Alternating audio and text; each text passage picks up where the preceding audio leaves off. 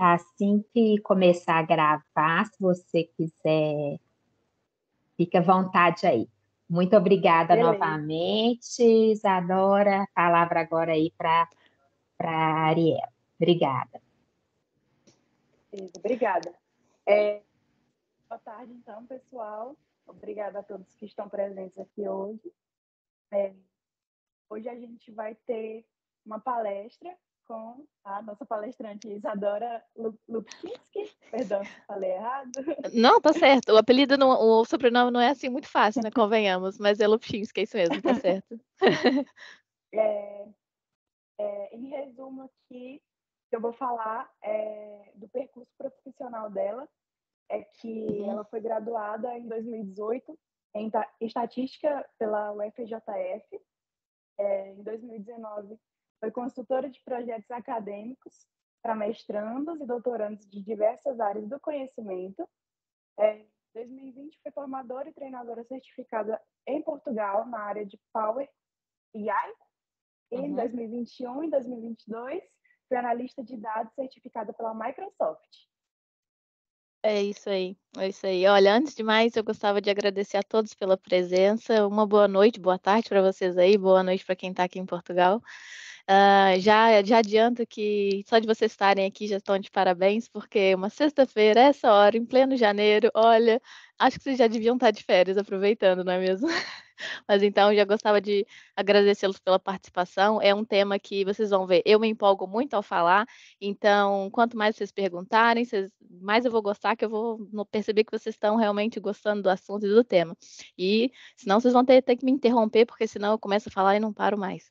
Porque é um assunto que eu realmente gosto e eu gosto de ensinar, gosto de fazer isso. Então, se eventualmente tiver alguma coisa que eu falei que não ficou muito bem esclarecida, podem perguntar, levantar a mão ou interromper que eu tento voltar ou então explicar de outra forma, sem problemas.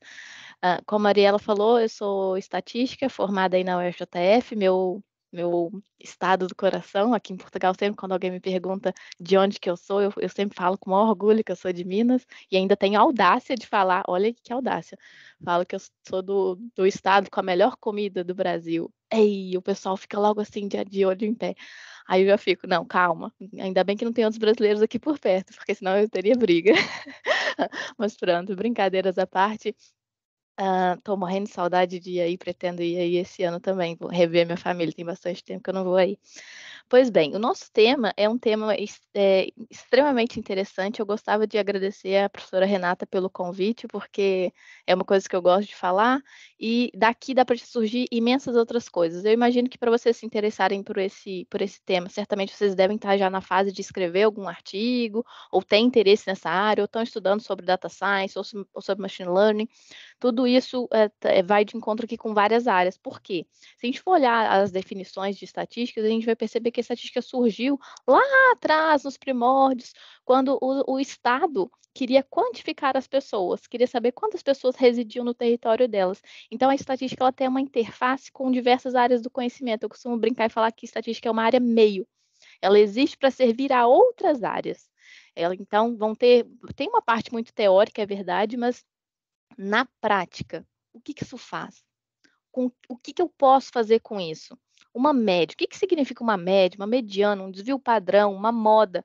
Que às vezes as pessoas acham que são conceitos assim de bicho de sete cabeças, mas na verdade não. Então a ideia aqui é simplificar esses conceitos, de modo que vocês entendam de forma fácil. É isso. Se alguém falar em desvio padrão, ok, já entendi, já lembrei do que a Isa falou e tá tudo bem, tá? Porque não adianta também a gente querer fazer coisas mirabolantes, querer fazer um teste T, um teste quadrado, uma nova, fazer intervalo de confiança, querer fazer coisas super elaboradas no nosso artigo científico, se a gente ainda não consegue entender o básico. Tá? Então, por isso, vamos reforçar esses conceitos, até mesmo para vocês terem um senso crítico de, às vezes, lerem um artigo ou de estudarem alguma referência do artigo de vocês e terem aquela percepção de que, mas isso aqui que o autor colocou, eu acho que não faz muito sentido.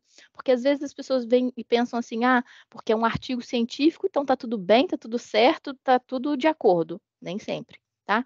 A Ariela falou mais cedo que eu trabalhei algum tempo com consultoria. Logo depois que eu me formei, eu comecei a fazer trabalhos de pessoas que não eram da área de estatística, que queriam escrever os artigos científicos delas, e vinham para mim e falavam, Isa, eu quero fazer igual esse autor aqui fez. que era exatamente o mesmo método, metodologia estatística. Mas aí eu voltava à pergunta, mas será que os seus dados comportam essas estruturas? Será que vocês estão a respeitar todos os pressupostos? Então, aqui há alguns cuidados que a gente deve ter, tá? Sem mais delongas, vamos começar a colocar a mão na massa e falar sobre aqui o nosso tema. Vou começar a partilhar, vejo se vocês conseguem ver bem. Sim? Sim, estão a ver bem? Ok. Porque eu não sei, de repente eu acho que eu vou deixar assim. Se importam se eu deixar desse jeito? Porque senão eu não consigo vê-los aqui. Se eu colocar para partilhar o ecrã, eu deixo de vê-los. Aí eu não sei se vocês estão com dúvida ou não. Pode ser assim? No modo. Eu não gosto muito desse modo, mas pronto. Vamos deixar assim. Então tá, qual que é aqui a nossa ideia, nosso objetivo? É fazer essa contextualização toda, é entender um pouco mais desses termos estatísticos, que não são um bicho de sete cabeças, é mesmo para a gente consolidar esses conceitos. Então aqui uma agenda que eu pensei para essa apresentação seria fazer uma introdução, por onde a gente deve começar, quais são as estatísticas descritivas mais comuns, como que se usa as medidas de tendência central, o que são essas medidas, o que são as medidas de dispersão, de variabilidade. Vamos falar também sobre gráfico, tabelas e medidas e algumas referências depois se vocês quiserem continuar lendo sobre o assunto, se vocês gostarem. Tá? Então, por onde começar a falar sobre esse assunto? Eu gosto muito dessa imagem, que ela vem do mundo infantil e é que é do Alice no País das Maravilhas, em que a Alice vira para o gato e pergunta, o gato pergunta para Alice assim, qual direção que eu devo seguir para sair daqui? Aí a Alice pergunta para o gato, né? Qual direção que eu devo seguir para sair daqui? O gato responde, Alice, vai depender muito para onde você quer ir. Pois bem, então, não importa muito. Então, qualquer direção serve. O que eu quero dizer com isso? Se vocês vão começar um artigo científico, vão começar um trabalho, um projeto em qualquer área do conhecimento, isso também já estou a falar para depois, para quando vocês forem para quem tiver, né, à procura de emprego ou quiser construir algum projeto de consultoria, de forma autônoma ou trabalhar numa empresa. Sempre, qualquer coisa. Tenha foco, tenha objetivo. Quais são as suas metas? Onde que a gente quer chegar? Quais são os nossos objetivos? Porque senão qualquer coisa que você entregar serve. Ou seja, trazendo mais para essa área dos artigos científicos. Se vocês vão escrever um artigo científico, não sabem quais são os pressupostos, não sabem o que se diz a respeito daquele assunto, não sabe o que você pretende encontrar, quais são as suas hipóteses, certamente aquilo que eu entregar vai servir. Ou seja, mas será que era aquilo que eu precisava realmente? No mundo dos negócios, eu vejo muito isso na prática no dia a dia. Às vezes o cliente vira para mim e fala, eu quero um relatório em Power BI que seja sobre relatório financeiro, ou relatório comercial, ou relatório de vendas em determinada área. E eu pergunto para o cliente, tá, mas o que a gente precisa? Quais são as perguntas que a gente quer responder? Como, qual, onde? E o cliente só vira e fala, faz aí. Esse faz aí é horrível, é isso daqui, é um falta foco, falta objetivo. Então, aqui na estatística não vai ser diferente. Por onde começar? E um excelente ponto de partida na estatística é estatísticas descritivas, é olhar para os dados e entender, opa, o que os dados têm a me dizer? O que eu quero obter com essas informações? O que é a minha série histórica? O que ela já me diz? Então, por onde começar? Quais são as perguntas que eu devo fazer antes de um artigo científico? Quais são as abordagens estatísticas que eu devo levar em consideração? O que os outros autores já dizem? Será que aquilo que eles dizem também se aplica aos meus dados? Como que eu sei se esses meus resultados fazem algum sentido? Então, aqui é o senso crítico, é lembrar ali da Alice e do gato e pensar, ok, para onde que eu quero ir? Onde que eu quero chegar? Ok, então quais são essas perguntas que eu devo fazer antes de começar um artigo? Eu tenho que pensar o seguinte, tem relevância? Aquilo que eu quero é relevante para a área acadêmica, para aquilo que eu quero entender? Qual que é a minha hipótese? Eu tenho alguma coisa já pré-estabelecida? Quais são os meus objetivos? Então, definir perguntas como o que, onde, como, de que forma, quais são as referências, é um excelente um pontapé inicial.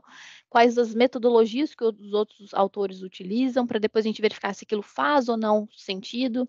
Qual que é o conhecimento atual sobre esse tópico que eu estou a estudar, sobre esse assunto, e quais são as limitações, porque toda pesquisa, é interessante ressaltar isso, toda pesquisa quando a gente faz, principalmente quando se trata de fazer uma amostragem, a gente vai falar sobre essas definições daqui a pouco, mas basicamente, normalmente nos artigos científicos nós pretendemos fazer uma amostra, né? Por exemplo, vocês não querem dar um exemplo aí da área de vocês, o que poderia ser? Isa, eu quero fazer o controle de qualidade de determinados alimentos. Poderia ser isso? Eu não vou analisar pegar uma substância. eu quero analisar uma substância. Eu não vou, normalmente, né, em situações normais, eu não tenho dinheiro, nem recurso, nem condições, nem tempo para analisar toda a população, ou seja, fazer um censo, porque é caro, é limitante, às vezes falta gente. Então, normalmente o que a gente faz? Tira uma amostra. Tá? É igual tirar o sangue. Eu não vou tirar o sangue todo de uma pessoa para fazer uma análise de sangue, de fazer um exame de sangue. Eu tiro ali uma amostra, coleto uma amostra para depois fazer inferência para o todo. Pois bem, e há sempre uma limitação, porque quando eu faço essa inferência, essa parte de, ok, olha, baseado nessa amostrinha aqui que eu coletei, eu posso inferir para o resto da população que isso aqui acontece. No entanto, ao falar isso, a gente tem que ter muito cuidado, porque existe sempre uma taxa de erro, porque na prática a gente está transformando um problema do mundo real em matemática. Eu nunca vou poder afirmar com 100% de certeza que é aquilo que vai acontecer. Tem sempre uma margem de erro, uma taxa que deve ser levada em consideração. Então, essas limitações, elas também devem ser referidas nos artigos, porque muitas vezes as pessoas têm o vício, inclusive há estudos que apontam isso, em que as pessoas só relatam nos artigos científicos aquilo que deu certo, aquilo que funcionou. Toda a metodologia para trás que deu errado, ela não escreve, não aponta, o que deveria não ser assim, porque esses erros, esses não acertos, digamos assim, também fazem parte de uma metodologia que faz parte da limitação. Então, é bom a gente estar ciente disso e relatar às vezes, porque eu vejo pessoas assim, eu quero testar, quero um p-valor, o bendito do p-valor, vocês já devem ter ouvido falar nesse p-valor. Mas eu quero um p-valor que seja estatisticamente significativo, tá? Para alguns esse termo pode não ser tão familiar, mas daqui a pouco a gente pode até detalhar um pouco mais. Mas, ok, mas esse p-valor estatisticamente significativo, será que os seus dados vão apontar isso? Tá? Então, ter ciência dessas limitações. Depois, quais as abordagens que nós devemos abordar? Quais metodologias estatísticas que nós devemos abordar? A primeira delas, antes de qualquer coisa, gravem isso, tanto na área acadêmica quanto na área profissional, a primeira coisa, o primeiro pontapé, quer você esteja fazendo um artigo científico, quer você esteja falando sobre machine learning, data science, coisas ainda mais elaboradas, ainda mais avançadas, o pontapé inicial vai ser sempre a estatística descritiva. Por quê? É ali que a gente vai olhar para os dados e vai tentar perceber, será que isso daqui que os dados estão me mostrar de forma descritiva faz sentido para eu extrapolar depois? Então, a análise descritiva, ela nos ajuda muito. Eu vejo muita gente querendo fazer coisas super mirabolantes, utilizar modelos de machine learning e tudo mais, só que se tivesse feito uma análise descritiva bem feita, já teria resolvido 80% do problema, tá? Então, não queiram matar uma mosca com canhão, tudo bem? Façam uma análise descritiva bem feita. Claro que depois de uma análise descritiva, vem os testes de hipótese. Se eu tiver a falar de mais de uma variável, tem os testes de hipótese para verificar, olha, eu tenho duas variáveis que são numéricas, ou uma variável numérica, outra que não é numérica, que é do tipo texto ou do tipo data, e eu quero cruzar essas informações, verificar se há correlação, verificar se há aqui independência entre essas variáveis. Aí a gente começa a entrar na área dos testes de hipótese. Aí seria assunto para uma outra aula, e regressão, e a nova também. Mas aí evolui-se, tá? Mas o pontapé inicial é sempre a estatística descritiva. Então, como que eu sei se os meus resultados vão fazer sentido? Vai muito daquilo que eu olhei, que eu analisei, que eu vi na referência, o que eu vi também, o que os outros autores falam. Eu analisar, ter o senso crítico de se os meus resultados fazem algum sentido, se eu consigo reproduzir isso para outros estudos, ter ciência de que há limitações, que a consistência desses resultados, ok, isso faz parte ou não, isso é limitante ou não, faz lógica, tem alguma lógica ou não. Então, analisar esses pontos com detalhes. Aqui eu coloco algumas perguntas, inclusive se vocês quiserem eu posso colocar elas num chat para vocês guardarem aí no bloco de nota, ou então depois vocês podem dar um print, porque isso aí é importante da gente ter em mente. Deixa eu ver se eu consigo, não estou conseguindo no chat. Acho que o chat não está aberto para mim. Pronto, mas depois vocês podem dar um print ou então eu posso mandar essa apresentação também. Quais são essas perguntas? Não sei como vocês chamam aí na UFMG essa disciplina de análise exploratória dos dados. Lá na UFJF chamava AED, que é análise exploratória dos dados, que é uma disciplina que está voltada para essa parte de analisar, fazer a estatística descritiva mesmo, a parte exploratória. Tem vários nomes, análise exploratória ou estatística descritiva. Então, algumas perguntas por onde começar. Quantas observações foram feitas? Aqui já partindo do pressuposto que vocês já têm os dados coletados, tudo bem? Então, quantas observações foram feitas, quais são os pontos de máximo e de mínimo, se existem pontos discrepantes, os famosos outliers, se a gente consegue explicar esses resultados, qual que é o formato geral do meu gráfico que eu quero traçar, é simétrico, não é simétrico, porque isso aqui vai importar, tá? Isso aqui também vai importar se é um outlier ou não. Se há espaço sem observação, ou seja, se há falha, se há buracos na minha distribuição, em que faixas de valores se encontra a maioria dos dados, ou seja, qual que é a minha média, qual que é a minha mediana, qual que é o meu desvio padrão, já começar aqui a ter esse feeling. Há dados que estão dispersos ou aglomerados? Há aglomerados localizados em dados? Ou seja, aqui já há indício de há clusters. Onde estão esses clusters? Você consegue explicá-los? Ou quem forneceu esses dados? Que também isso aqui é outra coisa importante. Às vezes a gente não consegue de forma imediata coletar os dados, a gente recebe de outra pessoa, ou então vai buscar uma base de dados já existente na internet. Então, eu preciso tomar cuidado com essas informações aqui. Quem te forneceu isso? É confiável? Como foi a forma de coletar as informações? Como será que esses dados foram obtidos? Será que eles realmente são válidos? Tá? Isso parece uma coisa boba, mas é que às vezes, quando a gente começa a analisar os dados, a gente começa a desconfiar de algumas inconsistências, de algumas incoerências, que aí quando vai ver, uma hora foi uma pessoa que coletou e anotou de um jeito, outra hora foi outra pessoa que coletou e anotou de outro jeito, ou então mudou-se a pessoa que coletou, ou então mudou-se o instrumento, o instrumento quebrou, tive que utilizar outro instrumento. Então, são detalhes que podem influenciar na sua análise. E aí depois, quando chegar na estatística descritiva, não tem erro, colocar uma lupa em cima, vai encontrar tudo. A sua análise, se ela for bem feita, vai demonstrar tudo isso. E nas medidas, quais as vantagens dessa medida? Por que eu preciso dela? Por que eu estou a utilizá-la? A interpretação dessa medida é plausível? Faz algum sentido? As outras pessoas saberão interpretar essas medidas? Isso aqui também é um ponto importante. Eu lembro que na época, quando eu estava na graduação, os meus professores passavam lá uns indicadores, umas métricas, uns gráficos super elaborados e complexos, que eu ficava olhando para aquilo e ficava pensando, meu Deus, se eu tiver que explicar isso para um cliente ou para um aluno, alguma coisa nesse sentido, eu vou demorar meia hora só tentando explicar. E aí vale aqui uma dica. Se é muito complexo de explicar, certamente ou você não está explicando da melhor forma, ou a história não está muito bem contada, tá? Tente sempre olhar nos gráficos, isso acontece muito. Não queira fazer gráfico assim muito mirabolante, muito complexo, que só você entende, que depois se precisar explicar para alguém, vai gastar 30 minutos. Esqueçam isso, tá? O gráfico ele tem que ser, a pessoa tem que bater o olho e tem que conseguir interpretar, tem que bater o olho e conseguir visualizar de forma muito rápida e simples. Por quê?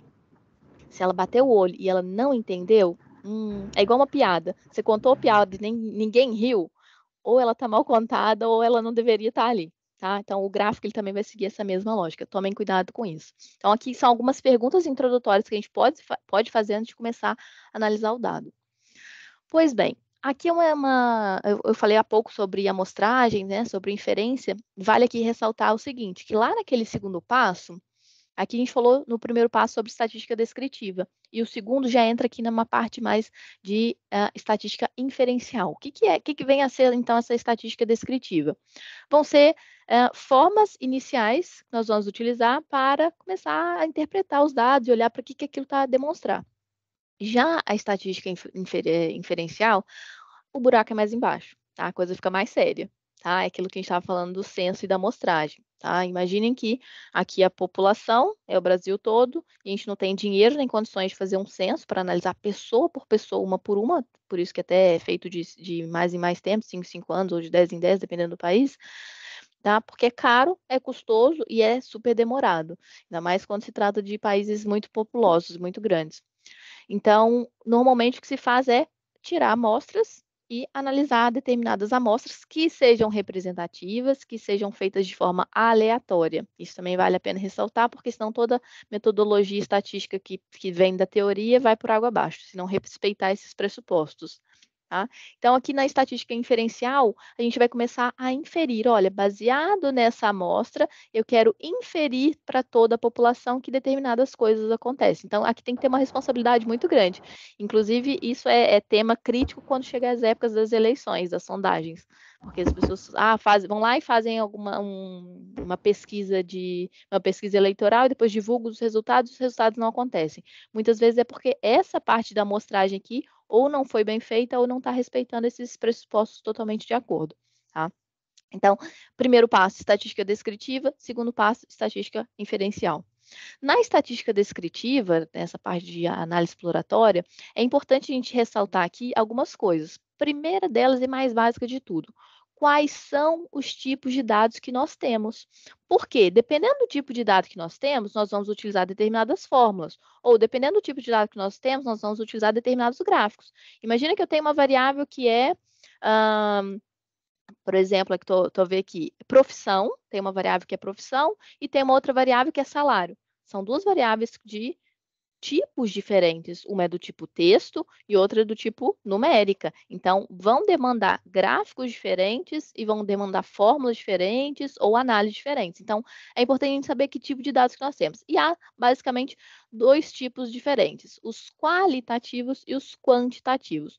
Quantitativo lembra a quantidade, né? Então, existem essas quantidades de forma discreta ou de forma contínua. Não tem erro, não tem mistério. Discreta é valor único, valor inteiro. Por exemplo, número de filhos, quantidade de ampolas gastas, número de óbitos, número de... que mais? O que poderia ser? Ajuda-me aí. Mais amostras que vocês utilizam, ou variáveis que vocês utilizam no dia a dia de forma discreta. O que poderia ser aqui?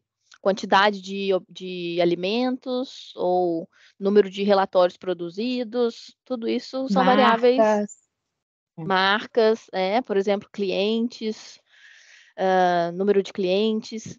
E já as contínuas, elas vão ter sempre uma unidade de medida associada. Por exemplo, a altura, o peso, o salário. Vejam que tem sempre ali uma casa decimal, tem uma unidade de medida, então vai ser variáveis contínuas. Isso aqui é importante, principalmente quando a gente começa a falar de regressão. Parece um diapositivo, um slide, né? Simples, assim, sem muita informação, mas quando a gente começa a entrar na área de data science, isso aqui é um slide muito importante, porque dependendo do tipo de variável que eu tenho, eu vou determinar qual tipo de regressão que eu vou utilizar, ou qual metodologia estatística que eu vou utilizar, tá? E já nas qualitativas, elas podem ser do tipo nominal ou ordinal. As nominais, como o próprio nome diz, elas são nomes, tá? Então, não tem uma certa ordenação, a profissão, o sexo, a religião. José, já vou te dar atenção, só um minutinho, só terminar aqui e a gente já fala. E já as ordinais, como o próprio nome sugere, ela tem uma ordem. Tá? Então, a escolaridade. Imagina, quem tem doutorado está acima, a nível de graduação, de quem tem um mestrado, de quem tem só o ensino médio ou secundário, tá? O estágio de uma doença também, se é um estágio inicial, se é um estágio mais avançado, ou a classe social. Então, vejam que são variáveis ordinais. Então, aqui há esses 4 tipos de variáveis, as qualitativas e as quantitativas, sendo possível nas qualitativas nominais e ordinais, ou nas quantitativas discretas e contínuas. Diz, José, qual a dúvida? Isadora, a questão da idade no quantitativos contínuos? Boa questão. A questão da idade, o que vocês acham? Vai depender muito... Não, deixa eu ver o que vocês acham. Já dou a resposta. Alguma ideia, alguma sugestão? O Jonathan tá rindo ali, eu acho que ele quer falar, mas ficou com vergonha. Eu diria contínuo. Não, eu acho que dá para ser contínuo, porque a faixa etária de uma turma, por exemplo, dessa turma que está aqui presente, eu acho que dá para ser contínuo, né, e depois vai tirando as informações sobre o todo. Ótimo. A Eliana também deu uma resposta ali parecida, não é? Ela disse que poderia ser contínuo, certo? Sim, eu diria também contínuo, porque a gente pode estabelecer faixas, não é muito, depende do grupo que a gente vai analisar. Então, eu estou entendendo dessa maneira, assim, em comparação como peso e altura. Isso. É uma variedade muito maior, né? Sim, vocês responderam muito bem. No entanto, olha como é que a situação mudaria. E se eu falasse que a idade está em meses? Ela já passaria a ser discreta, não passaria? Tá? Então, se eu tiver, normal, em ceteris paribus, em condições normais, sim, ela vai ser contínua. Eu vou falar, eu tenho, sei lá, 50 anos e 6 meses. Tá certo, é contínua. Agora, se eu tiver utilizar uma unidade de medida diferente disso, por exemplo, os meses, aí ela passa a ser discreta. Eu tenho... Claro que ninguém fala isso, né? Eu tenho 250 meses de vida. Não é comum, tá? Mas era só para exemplificar, mas vocês responderam muito bem. É isso mesmo. A lógica é essa. Ótima, boa pergunta, José. Mais um exemplo bem prático que a gente pode usar é tipo taxa de mortalidade infantil, por exemplo. Excelente, excelente. Muito bem lembrado. Boa, podemos colocar aqui já, ó. Aí depois, quando eu mandar o material, vocês também já ficam com isso. Taxa de mortalidade. Inclusive há disciplinas em que a gente faz essa previsão dessas taxas e a taxa de sobrevida, inclusive. Mas isso aí seria outro assunto para depois. Mas excelente, bem lembrado aqui. E aí poderia... Eu não vou colocar aqui a idade por conta disso, tá? Só da unidade de medida, mas vocês já perceberam qual que é a ideia. É isso mesmo. Isadora, Mais alguma questão? Tá? Diz. Taxas, todo tipo de taxas. E isso, eu poderia por quê? incluir nisso também como contínuo percentuais? Sim, também poderia ser. Mas, olha só, não é muito comum. Aliás, vai depender da pesquisa, né, que a gente tiver a falar. Mas sim, pode colocar como contínuas. Por quê? Vai ter ali casas decimais, e aí se a gente converter isso, colocar ali casas decimais, isso vai ser. Mas em geral, sim, é contínuo, isso mesmo. Essa é a lógica. Tá correto. Pois bem, podemos seguir? Tudo bem até aqui? Tá dando para entender? Ok. Agora, há algumas técnicas por onde começar. Falando de estatística descritiva, que é o foco dessa apresentação hoje, há aqui alguns pontos que a gente tem que ter atenção. 6 características para a gente ter atenção. Primeiro, formato. Segundo, localização. Terceiro, dispersão. Quarto, pontos discrepantes. Quinto, aglomerados. E sexto, granularidade. Vamos aqui ver na prática que vai ficar mais claro. Formato. Quando a gente vai analisar os dados, imagina que vocês pegaram os dados de vocês. Deixa eu ver que eu acho que está pequeno, né? Tô vendo o pessoal chegar mais próximo da tela. Vou colocar um pouco maior, ver se assim ajuda. Então, olha só, imagina que vocês já fizeram ali um gráfico bem simples, um gráfico inicial, pode ser um histograma ou um gráfico de colunas.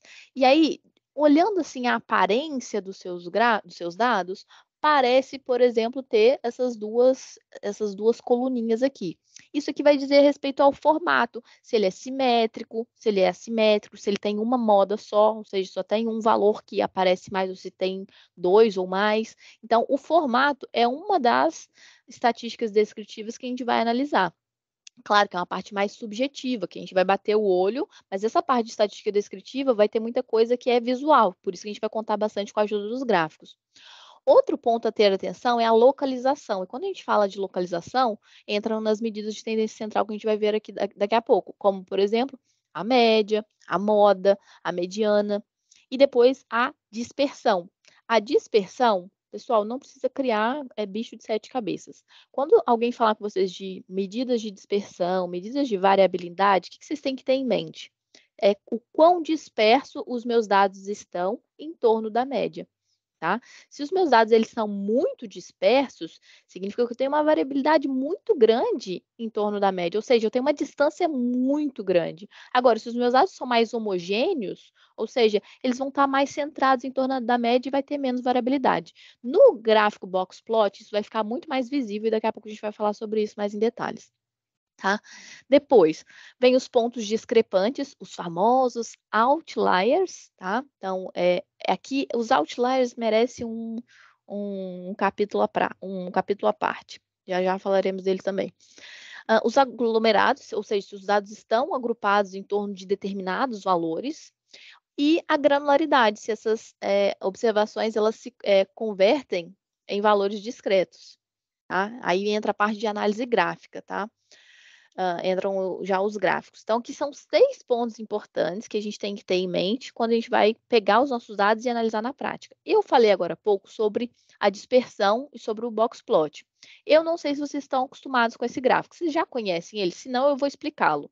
Tá? Ele não é muito comum no meio, pelo menos no mercado de trabalho, não é muito utilizado nas empresas.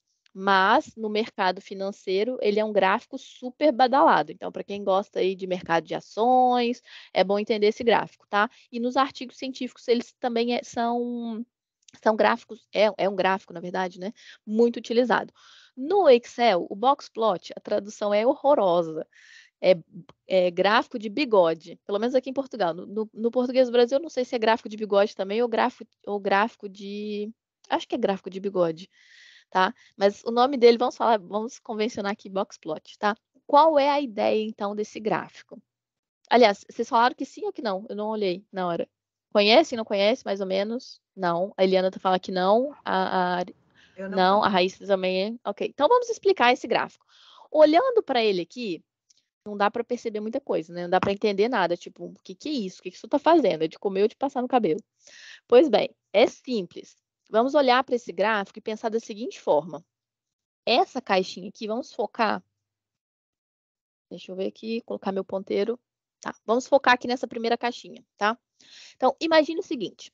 Esse gráfico aqui, ele é um gráfico que ele vai mostrar como que essas estatísticas descritivas estão se comportando. Então, ele vai me dar vários indícios aqui super interessantes, tá? Então, vai me dar indícios de medidas de tendência central e vai me dar medidas de variabilidade, tá?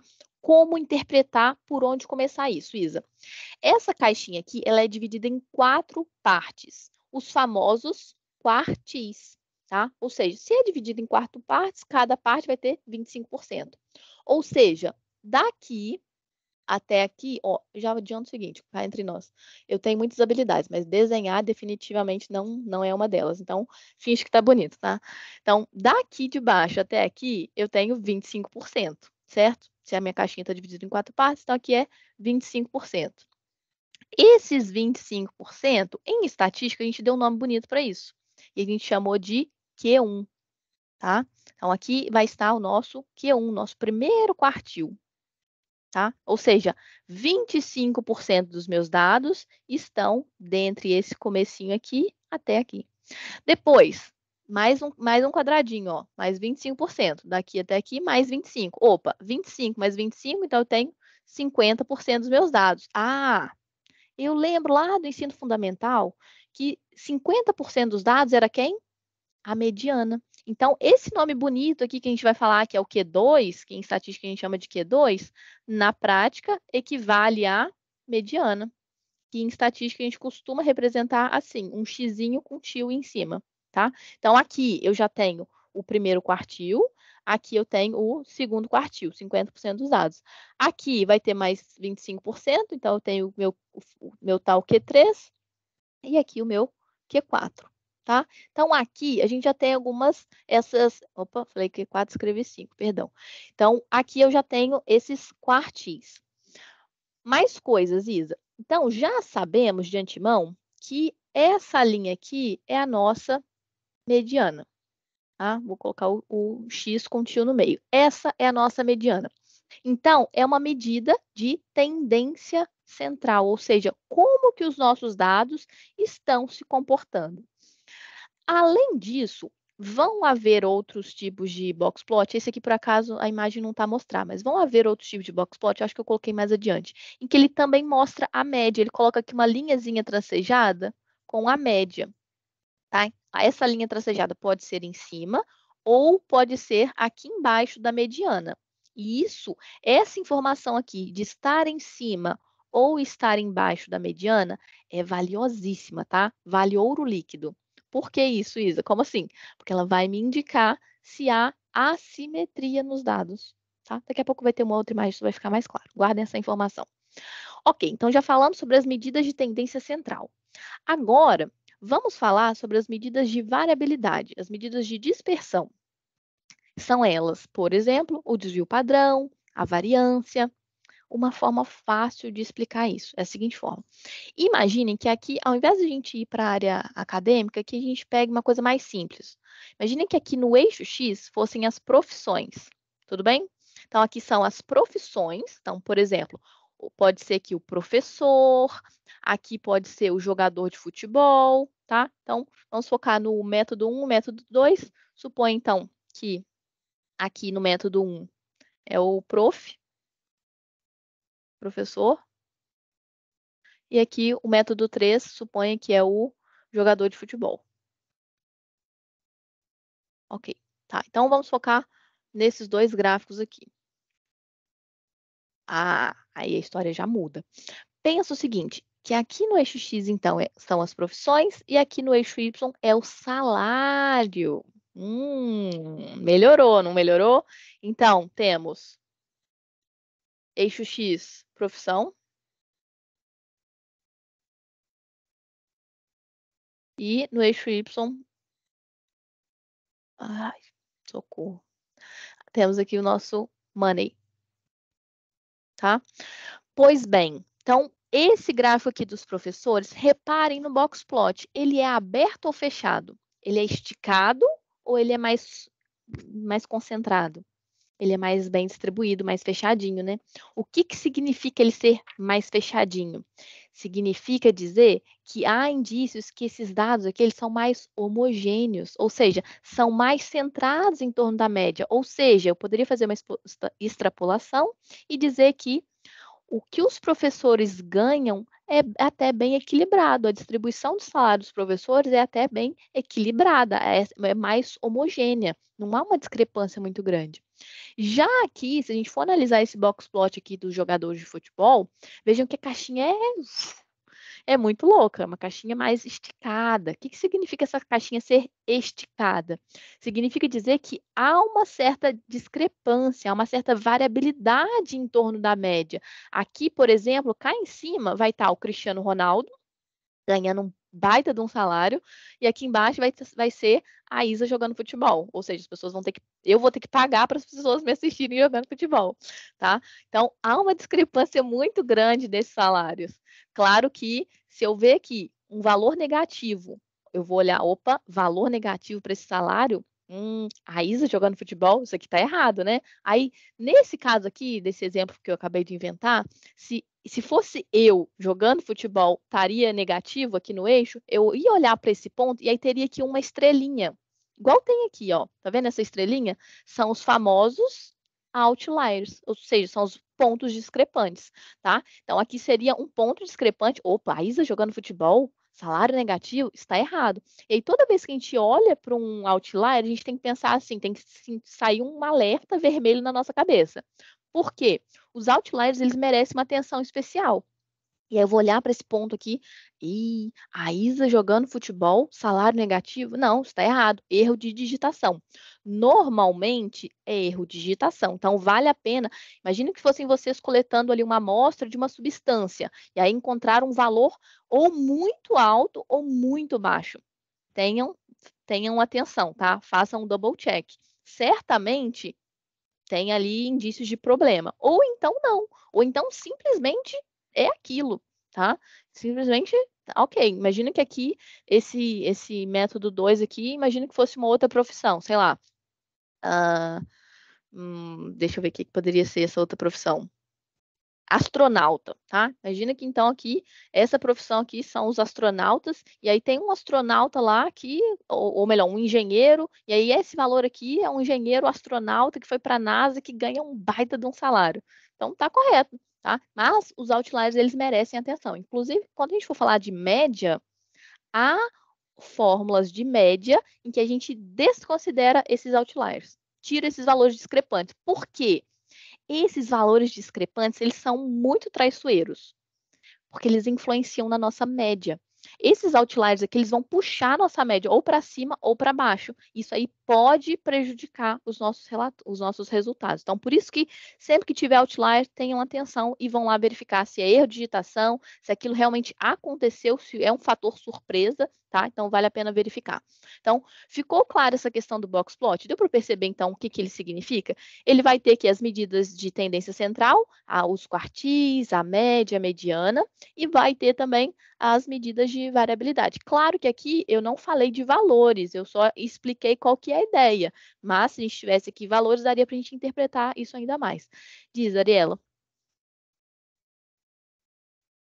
Nesse caso aí que tu deu o exemplo do astronauta, por exemplo, que é um outlier, a gente meio que... Esse valor seria utilizado ou não? Perfeito, excelente questão. Vai depender daquilo que a gente está analisar, E vai depender daquilo que é nosso interesse. Se no meu relatório eu constar, ou no meu trabalho, no meu artigo científico, eu constar que isso é um ponto muito discrepante que eu não estava à espera, bingo. Por quê? A gente vai colocar isso como um achado. Olha, nós não esperávamos isso, encontramos esse resultado. A literatura confirma ou não confirma? Então, se a gente entender na nossa análise, no nosso resultado, que aquilo faz sentido, a gente pode utilizar isso a nosso favor. Olha, pessoal, a análise com o resultado de outlier apresentou isso, e ainda poderia fazer até um plus, colocar, olha, e a análise sem esse outlier apresentaria isso, e aí fazer uma comparação. Tá? Pode ser apresentado como um fator de novidade, pode ser pesquisado na referência que vocês têm, se aquilo era esperado ou não, se realmente foi uma coisa bombástica que apresentou.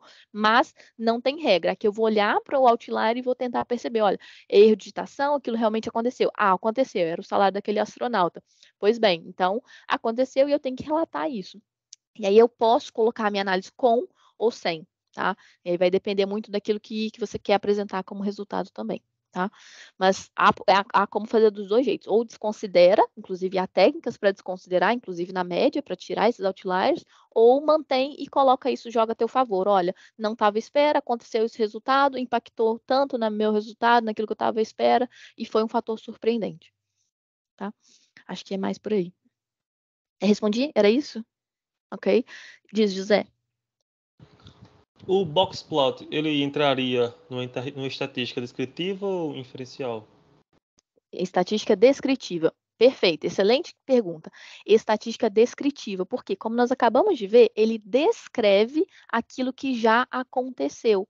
Toda vez que eu quero olhar para o passado e verificar aquilo que já aconteceu, eu vou tratar de estatísticas descritivas, como foi aqui o caso. E, além disso, esse gráfico ele fornece medidas de tendência central, como média, quartis e mediana.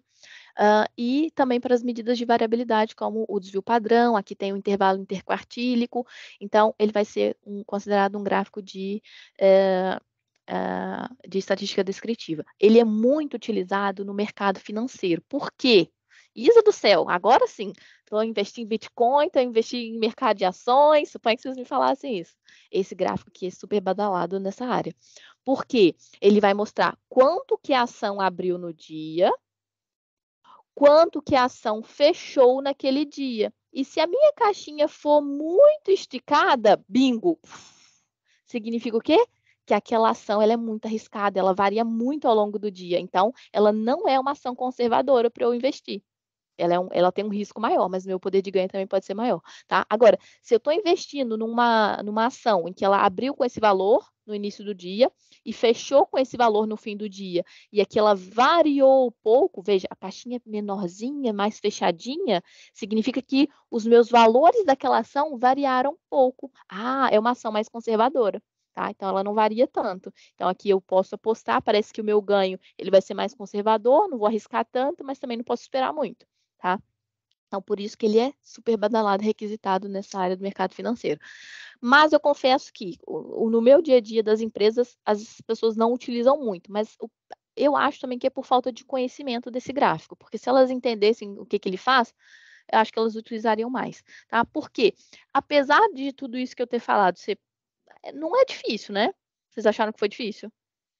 Foi tranquilo, não foi? Eu também acho que sim. Apesar da explicação ser simples, quando uma pessoa que nunca viu esse gráfico na vida olha para ele, dá um certo medo. Tipo, o que isso significa? Parece uma resistência, né? Quem gosta de estudar física, parece aqueles desenhozinhos de resistências que a gente faz. Então, mas não é bicho de sete cabeças, simplifica. Tá? Ele vai me mostrar medidas de tendência, vai me mostrar medidas de variabilidade. E claro, eu foquei muito só nesses dois. Agora, olhando para esse gráfico como um todo, imagine que esse gráfico estivesse no vosso artigo científico, tá? Ou então na referência que vocês estão a procurar. Como que a gente analisaria esse gráfico? O que vocês acham? O que vocês mediriam? Como vocês interpretariam esse gráfico? Diz, Jonathan. Então, por exemplo, esse gráfico 3, aí o gráfico 3 e o 4, ele tem diferença no Q2 e no Q3, né? De tamanho. Então, por exemplo, Perfeito. o 3 que a gente pegou de exemplo de jogador de futebol, A gente pode Uhum. falar que no Q2 é onde tem os jogadores profissionais, que tem uma variabilidade de salário grande, Uhum. de Uhum. média para de ali, né, da média. É, E o Q3 já são aqueles jogadores de alto nível, apesar de serem 25% em cada um deles, os 25% de cima ganham bem mais que os 25% de baixo. Seria isso? olha, eu tenderia a pensar a ideia, o conceito é mais ou menos esse, mas eu tenderia a pensar um pouco diferente. Por quê? O que varia mais? Os profissionais, aqueles de alto nível, já ganham muito e não tem tanta variabilidade, não é? Por exemplo, um Cristiano Hum. Ronaldo, um Neymar, um Messi, eles já ganham muito e não tem assim tanta diferença do que quando eu for comparar com um jogador amador, certo? Então, o jogador profissional seria o método 4. Vejam, eles ganham muito acima de todas as Então, outras profissões. Então, aqui são os jogadores profissionais, ganham mais e acima, vejam, olha, a média mediana deles vai estar aqui acima de todas as outras profissões. Realmente é uma coisa muito discrepante, tá? Então, aqui são os jogadores de alta performance. Já aqui seriam os jogadores amadores. Porque vai ter aquele amador lá júnior, uma Isa que está começando a jogar futebol, que não entende nada, então tá aqui embaixo e vai ter aquela pessoa que está indo em direção ao profissional, tá? Então, esse daqui seriam os jogadores amadores. Tem uma discrepância muito grande ali dentro, a nível de salários, tem pessoas que jogam de graça, jogam por hobby, por lazer, e tem aqueles que estão se encaminhar para realmente profissionalizar isso e fazer disso uma carreira, tá? Então, aqui, olhando como um todo, se isso aqui fossem várias profissões, aqui seriam as profissões de mais alto nível, em que as pessoas ganham um salário maior, essa profissão aqui, o salário, ele não é assim, muito variável, muito volátil. Tem aqui uma pessoa que tem um salário muito acima, e aí a gente poderia investigar, será que é uma pessoa que está em outro país, ganhando em outra moeda, por exemplo? Ou será que é uma empresa que é uma multinacional, que tem sede em outra localidade, que eu não sei? E aí teria que se investigar, tá? Mas nos artigos científicos já sabem, se cair esse tipo de gráfico aqui, ou se vocês precisarem criar esse tipo de gráfico, não se espantem, não se assustem. É um gráfico simples, ele vai nos permitir comparar. Então, aqui nós estamos comparando os métodos ou comparando as profissões, mostrando quais são as profissões que têm maiores médias. Esse gráfico aqui aponta isso, que essa profissão aqui tem a maior média, tá? Essa daqui acho que é essa, parece que tem a menor média, claro que eu não estou com os valores aqui, mas teria que olhar mais em detalhes, mas na linha parece que essa aqui tem ligeiramente mais baixo uma média, tá? Então já dá aqui indícios, já dá para a gente tirar vários insights só com esse gráfico. Diz, Jonathan. aí você disse que são 25% em cada quartil, né? Isso, Então, aí, por isso. exemplo, lá no terceiro gráfico, Uhum, que aí, então certo. ele mostra que os, o, os primeiros 25% e os segundos 25% são mais ou Isso. menos a mesma quantidade de profissionais. E o terceiro 25% já são a mesma quantidade de profissionais, mas que tem um salário um pouco mais condensado, né? Isso. Ou seja, aqui o primeiro e o segundo quartil, até a mediana, Q1 e Q2, vejam que tem uma discrepância muito grande. São esses amadores, são as pessoas que estão começando a ganhar algum dinheiro ali com o futebol. Tá? Então tem uma discrepância muito grande no salário dela. Já aqui, quando a gente vai mais para cima, no Q13 e no Q4, nota-se que aqui o pessoal já começa a ganhar um pouco mais e não tem essa variabilidade que tem todinha aqui dentro. Tá? Então, pensem da seguinte forma: a medida de tendência central vai ser a média mediana, que vai estar aqui, e os quartis, tá? Então, a média vai estar aqui acima ou abaixo da mediana. E já a variabilidade vai ser o tamanho da caixinha. Se a caixinha é muito extensa, muito aberta ou mais fechada. Se ela for mais fechada, indica que os meus dados são mais homogêneos. O que significa, em termos matemáticos, serem mais homogêneos? São mais centrados em torno da minha média. Daqui a pouco a gente vai ver a fórmula do desvio padrão e da variância e a gente vai entender, ok, já entendi aquilo que a Isa falou de ser mais centrado em torno da média. Tudo bem? Ficou claro isso? Maravilha. Então, next. Vamos seguir. Gente, as horas passaram e eu nem falei quase nada. Socorro. Eu falei que eu empolgava. Pronto, mas desculpem lá, deixa eu dar uma acelerada aqui. Então, as nossas medidas de tendência central. Basicamente são essas três: média, moda e mediana. Claro que aqui dentro da média, aqui no inglês, vocês podem encontrar nas referências tanto como mean ou como average, tá? Então, se encontrarem essas duas referências, vai estar correto. A moda vai ser o mode e a mediana vai ser o median, tá? O que quer dizer em termos gráficos, em termos de interpretação? Eu não vou focar muito na fórmula, porque a fórmula todo mundo tem acesso, tem nos artigos e pode ver, mas na interpretação. A moda é aquilo que está na moda, né? Pensem no dia a dia. O que é aquilo que está na moda? É aquilo que as pessoas mais usam. É o sapato da moda, o vestido da moda, a bolsa da moda, o colar da moda, o jogador da moda. Então, a moda é aquilo que está mais em alta, é o hype, tá? Então, aqui vai ser a moda. No caso dos dados, da análise de estatística dos dados, é aquilo que aparece com mais frequência. Enquanto que a mediana é aquilo que a gente acabou de ver ali no box plot, 50% para cima, 50% para baixo. E a média vai mostrar ali a minha posição. Vejam que essa imagem aqui, ela me dá indício também de outro conceito, que é o conceito de assimetria, tá? Uma distribuição, infelizmente, na vida real, na teoria, o que a gente estuda, né? A famosa distribuição normal, certo? Finge que está normal, hein, pessoal? Eu sei que não está muito simétrico, né? Mas pronto. Então, na teoria, é isso aqui que a gente prega, né? Buscar a distribuição normal. Mas, meus amigos, convenhamos, né? Eu sei que existe o teorema do limite central, que vai tudo convergir para uma distribuição normal, uma gaussiana. Mas, na prática, nem sempre isso acontece. Vão haver situações em que os dados de vocês vai apresentar uma certa assimetria. Então, pode ser que o gráfico seja assim, ou então pode ser que o gráfico seja assim, ó. Tá? Ou seja, aqui eu tenho uma assimetria para a direita. E aqui, nossa, o desenho não ficou muito bom. Deixa eu tentar de novo, peraí. E aqui pode ser que eu tenha uma simetria para cá, para a esquerda, tá? Então, isso daqui dessa assimetria também é importante, porque vai me dar indícios ali de média e mediana. Vamos ver isso. Então, aqui alguns conceitos, tá? Média, a mediana e a moda. A média é o centro de distribuição das frequências. A mediana, metade dos valores são maiores e a outra metade são menores.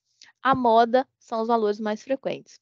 No caso da média, as vantagens de se utilizar a média é que ela reflete cada valor. Ou seja, cada valor que eu tenho ali dos meus dados da minha análise vai ser levado em consideração e vai ter uma espécie de peso ali único, tá? Um peso, cada valor que tem ali tem o mesmo peso para todos. E possui propriedades matemáticas muito sexys, muito atraentes, tá? Para a parte estatística, toda vez que a gente vai falar de intervalo de confiança, toda vez que a gente vai falar de demonstrar teoremas, a gente sempre começa pela média. Tá? Porque é fácil, o conceito é fácil, tem muitas propriedades que são interessantes. Já a desvantagem, né? Infelizmente, como tudo na vida, sempre tem o lado bom e o lado ruim, né? O caso da média, a desvantagem dela é que ele é muito sensível a quem? Aos outliers. Volta aqui no exemplo, ó. Salário do Cristiano Ronaldo, tá aqui em cima, ó. Salário do Cristiano Ronaldo. Salário da Isa tá aqui embaixo. Esse salário aqui do Cristiano Ronaldo é muito, mas muito, muito, muito alto. Então, ele vai influenciar o salário de todos os outros jogadores. Então, esse valor aqui do Cristiano Ronaldo vai puxar a minha média para cima. Tá? Então, eu vejo pela minha distribuição que ela tem uma assimetria. Tá? Então, isso vai acontecer por conta desse valor discrepante que vai influenciar na minha média. Já a mediana, não. A mediana é o oposto. Por quê? Quando a gente fala de mediana, a gente não está falando de média mais aqui, a gente está falando de posição. Quando a gente quer calcular uma mediana, a gente ordena os valores de forma ascendente ou de forma descendente, preferencialmente de forma ascendente, ou seja, do menor para o maior, e vai lá e pega quem é o número, qual é o número que está exatamente na posição do meio. Isso é a mediana. Tá? Então, ela não é sensível aos valores discrepantes. Então, eu poderia ter o salário do Cristiano Ronaldo, do Messi, do Neymar, de todo mundo, que ele vai pegar justamente o profissional, o jogador de futebol que está ali na posição no meio, tá? 50% para baixo, para cima, essa é a mediana. Então, uma vantagem dela é que ela não vai ser influenciada pelos valores extremos. Mas, claro, uma desvantagem é que se eu tiver uma base de dados com, sei lá, 10 milhões de dados, eu não vou querer inventar de querer fazer isso na mão, vou ter que utilizar softwares para encontrar esse valor de forma mais rápida. Já a moda é fácil, né? Aquele valor mais frequente. Depois vocês podem ler isso aqui com mais calma. Vamos aqui já para as medidas de dispersão. As mais comuns são a variância e o desvio padrão, mas tem também a amplitude, que é simplesmente a diferença do máximo e do mínimo. Então, quero verificar qual que é a amplitude. Tem também a distância interquartílica, que aqui no nosso box plot está aqui, ó. Essa distância entre esses extremos é o que nós chamamos de distância, intervalo interquartílico, tá? Então, a distância aqui que eu tenho dentro dessa caixinha é chamada de intervalo interquartílico. E temos também o coeficiente de variação, o famoso CV, que é um cálculo bem simples. Basta dividir nosso desvio padrão pela média. Vamos aqui um exemplo mega ultra power rápido para a gente entender esses conceitos. Vejam, temos aqui 5 conjuntos de dados, tá? Com poucas informações, 5, um N ali, uma amostra de 5 observações apenas. E aqui eu estou a analisar a distância. E aí, vejam que todas elas, os 5 exemplos, têm 2 coisas em comum. Quais são elas? A média e a mediana. Qual que é a ideia aqui desse exemplo, desse exercício? É a gente ver que não só no nosso artigo científico a gente vai detalhar a média e mediana. Também é importante falar sobre o desvio. Ok, já entendi que a minha média e a minha mediana estão aqui, são iguais. Mas os meus valores estão variando muito ou pouco?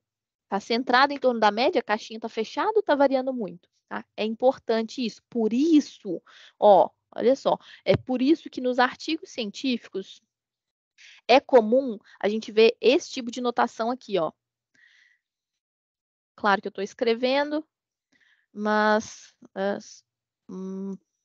mais ou menos o desvio padrão.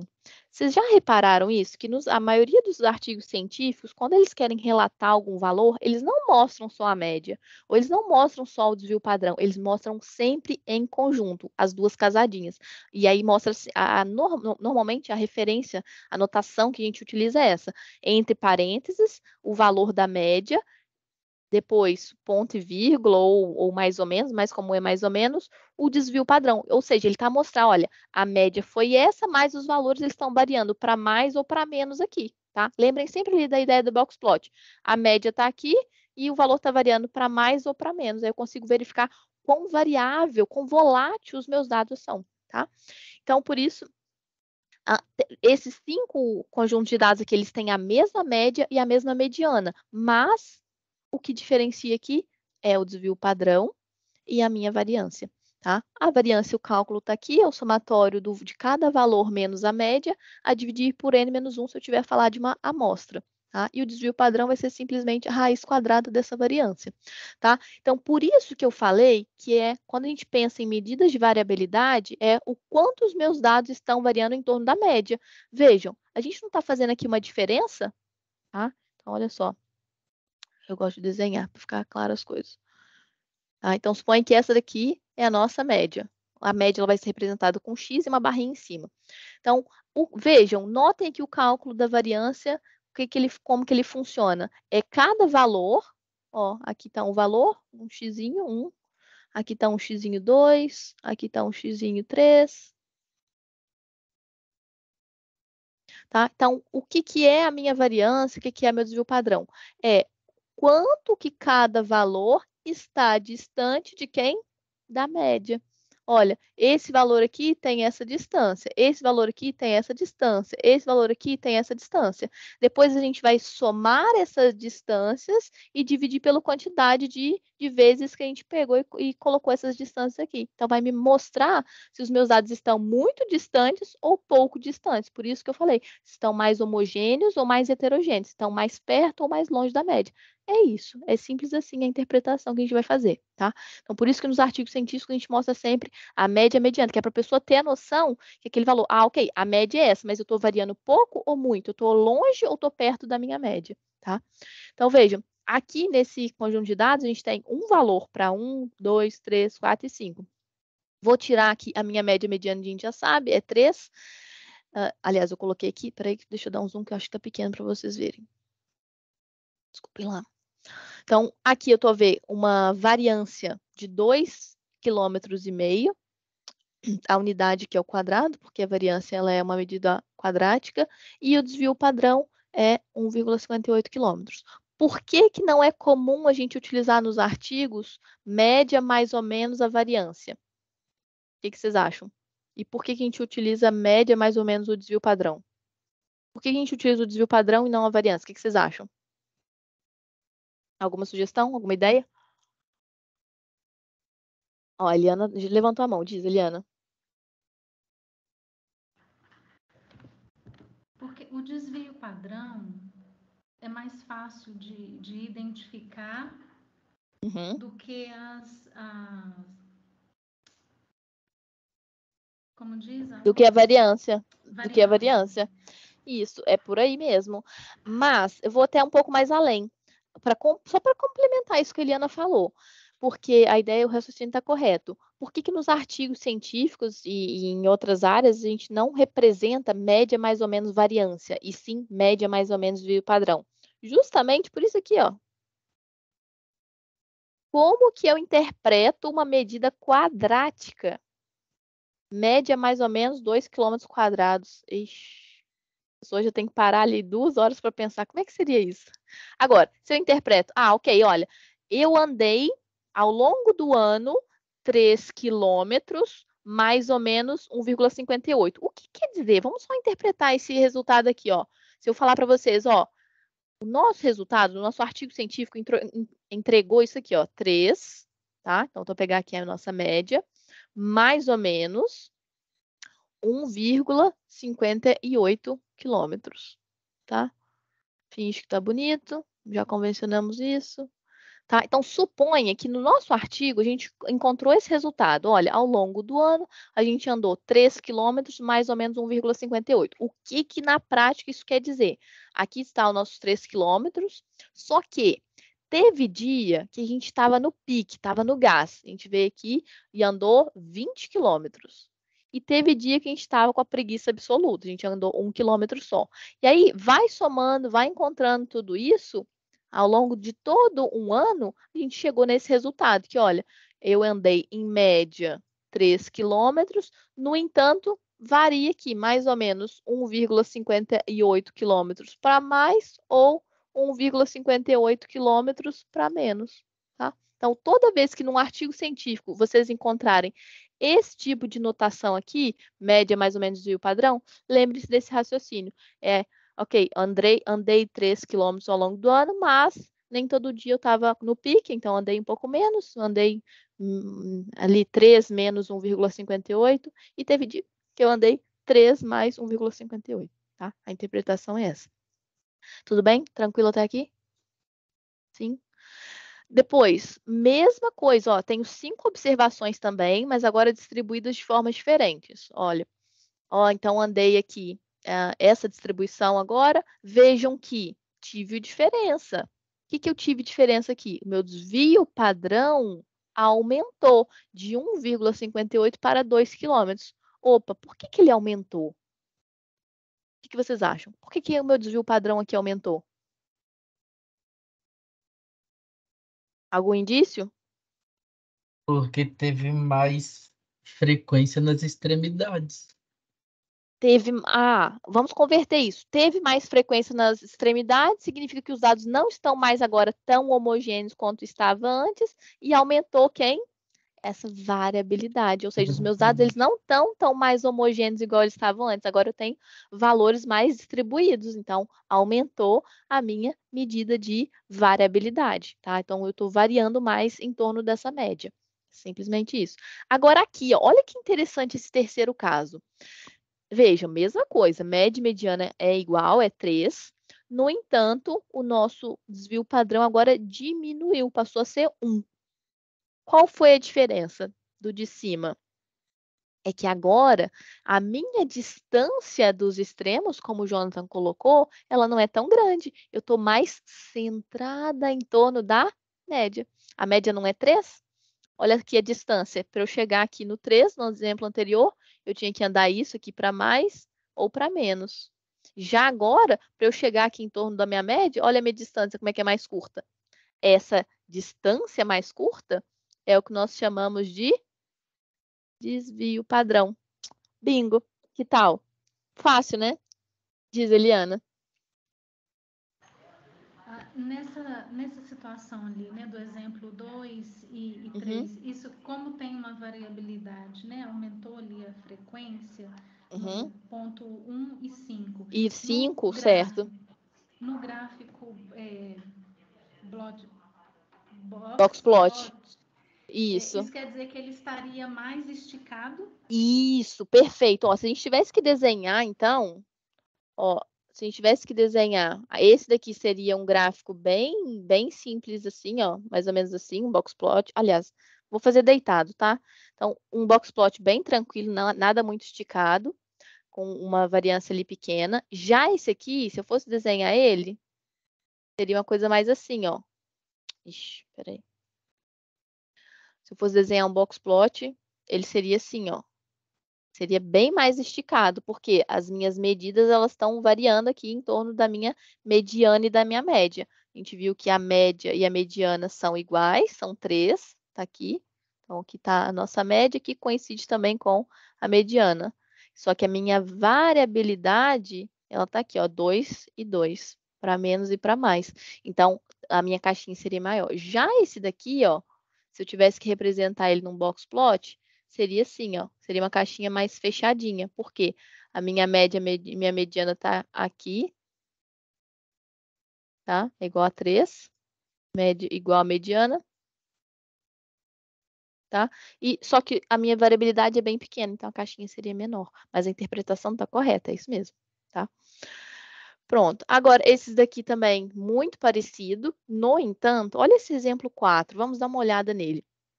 Reparem, a minha frequência aqui no 3, ela aumentou. Então, eu tenho mais pontos aqui no 3, ou seja, os meus dados estão mais agrupados em torno do 3. Então, teve dias que eu consegui correr bonitinho. Coloquei lá como meta, vou correr 3 quilômetros. E consegui, vários dias consecutivos, eu consegui correr 3 quilômetros. E poucos foram os dias que eu corri apenas 2. Um dia só eu corri 2. E um dia só eu consegui correr 4. Ou seja, aqui eu fui mais constante. Aqui eu consegui ser mais constante ali na minha meta. Então, reparem, isso foi refletido aqui na minha variabilidade, ou seja, eu corri em média 3 quilômetros com desvio padrão ali de 0,71 quilômetro. Então, eu segui a risca ali a minha meta do ano, tá? E já esse daqui, olha, esse daqui é fantástico. É raríssimo de acontecer, tá? É mais na teoria, porque na prática isso aqui raramente vai acontecer. Vejam, esse último exemplo. Todos os dias eu consegui, nos 5 dias da semana, eu consegui correr exatamente, cravado, 3 quilômetros. Opa! O meu desvio padrão e a minha variância foi 0. Por que foi 0? Houve desvio. Eu estava sempre centrada na média, certo? Então, se olhar para a fórmula, olha, vai ser sempre o meu x é 3 menos 3, 0. Então, não houve variabilidade, ok? Então, só que isso aqui é muito teórico, tá? Raramente, quase nunca, só aqui um exemplo mesmo, que isso aqui vai acontecer. Muito raro de a gente ter uma variabilidade assim igual a 0, ok? Feito. Ficou claro essa questão, esse exemplo? Então, veio, aqui eu quis mostrar, olha, ignorando ali o fator de, foi porque a média e a mediana estavam diferentes. Não, trouxe dados que a média e a mediana eram iguais, para a gente ver justamente essa questão da variabilidade. Aqui também outro exemplo, ó, bem comum, bem utilizado quando a gente vai analisar artigos científicos, em que eu tenho os dados, todos eles, as minhas 3 amostras, eu tenho uma amostra verde, eu tenho uma amostra vermelha e eu tenho uma amostra azul. As 3 têm a mesma média, 0, ou seja, uma distribuição normal, com média 0, e essa azul aqui tem o desvio padrão 1, é bem aquela teoria da distribuição normal. Já a nossa linha azul vai ter aqui um desvio padrão de 0,47, a vermelha um desvio padrão igual a 1, perdão, essa aqui é a nossa teórica, e a nossa verde 2,32. Reparem, foquem na linha verde. Desculpa. Foquem na linha verde. Reparem que ela é mais achatada. Opa, ela é mais achatada. O que significa esse ser mais achatada? Ela não é pontiaguda. Opa, vamos aqui alguns sinais de alerta. Toda vez que vocês estiverem fazer esse tipo de comparação, pensem o seguinte: é pontiagudo? Se é pontiagudo, é sinal que os valores estão fechados, estão centrados em torno de um valor. É o caso dessa linha azul aqui, ó. Os valores eles estão muito fechados em torno desse valor.